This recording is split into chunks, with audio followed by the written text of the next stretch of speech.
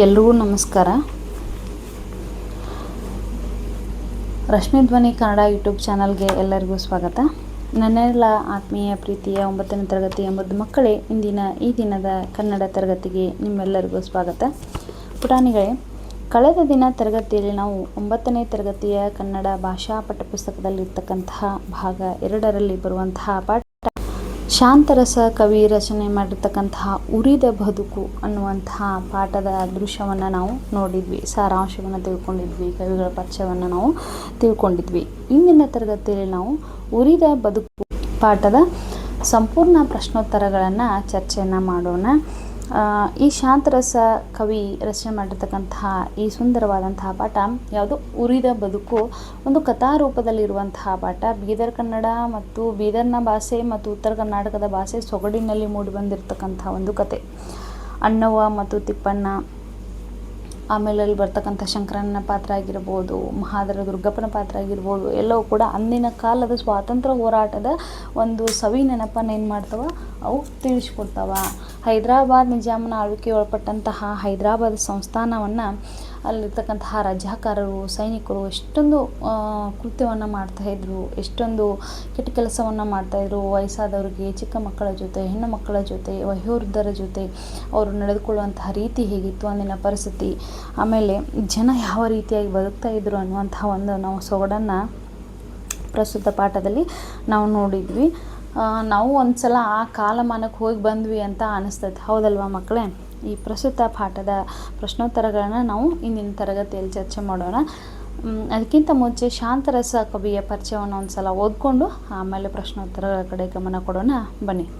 ಪೂರಕ ಪಾಠ 5 ಉರಿದ ಬದುಕು. ಕವಿಯ ಹೆಸರು ಶಾಂತರಸ.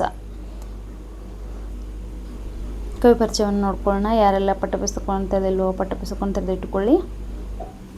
ಕೃತಿಕಾರರ ಪರಿಚಯ.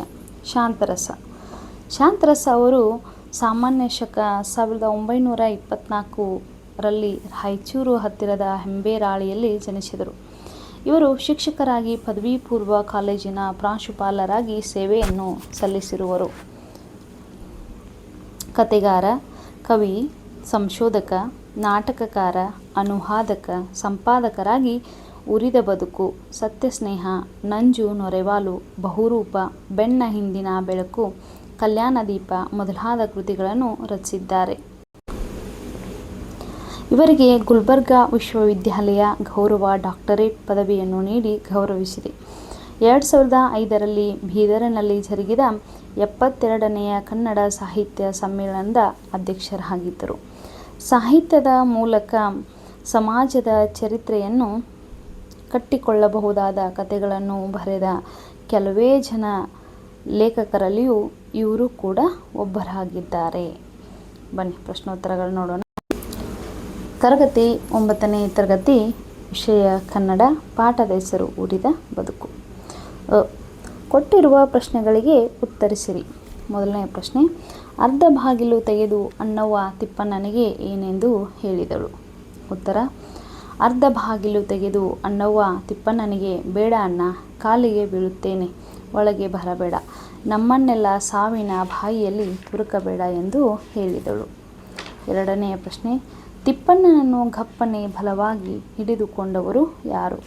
ಉತ್ತರ, ತಿಪ್ಪಣ್ಣನನ್ನು ಗಪ್ಪನೆ ಬಲವಾಗಿ ಹಿಡಿದುಕೊಂಡವರು ಶಂಕರಣ್ಣ.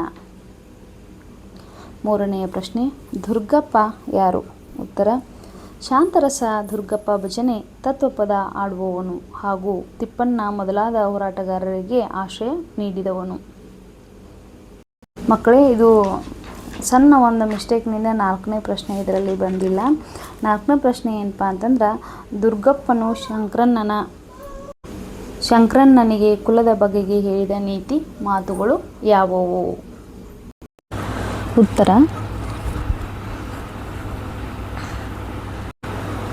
ದುರ್ಗಪ್ಪನು ಶಂಕರಣ್ಣನಿಗೆ ಕುಲದ ಬಗೆಗೆ, ಕುಡಿತಮ್ಮ, ಮೊದಲು ಜೀವ ಬದುಕಲಿ, ಜೀವಕ್ಕೆ ಯಾವ ಕುಲನೂ ಇಲ್ಲ, ಗಾಳಿಗೆ ಕುಲ ಇದೆಯಾ ತಮ್ಮ, ನೀರಿಗೆ ಕುಲ ಇದೆಯಾ, ನೆಲಕ್ಕೆ ಕುಲ ಇದೆಯಾ, ಇದೆಲ್ಲ ನಾವು ಮಾಡಿಕೊಂಡಿದ್ದು ಎಂಬ ನೀತಿಯ ಮಾತುಗಳನ್ನಾಡಿದರು.